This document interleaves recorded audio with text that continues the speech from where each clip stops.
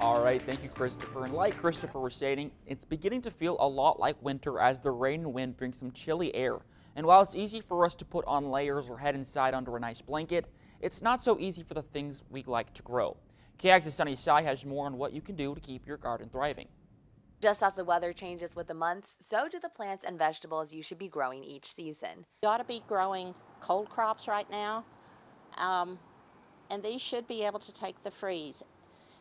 Some of the lettuces you may have to cover every now and then, but like your broccoli and your cauliflower, cabbages, you'll be fine. You want to make sure any plant exposed to freezing temperatures is well watered before the freeze gets here.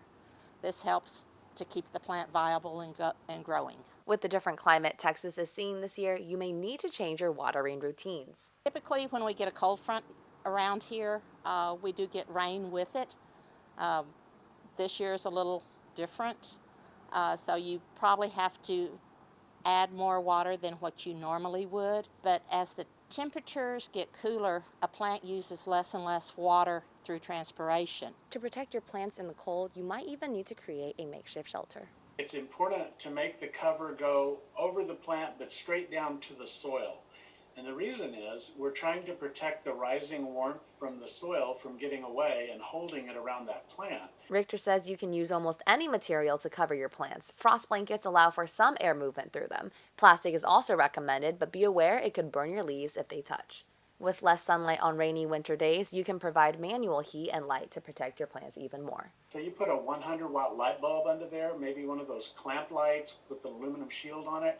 A 100-watt bulb puts out quite a bit of warmth, and we're not trying to make it toasty under the cover, we're just trying to make it not freeze. Richter adds, every plant varies on how cold sensitive it is, and this can affect how long it may survive unattended in a freeze. In College Station, Sunnyside, KAGS News. Having concrete in your gardens can also radiate heat to keep your plants warm in the winter.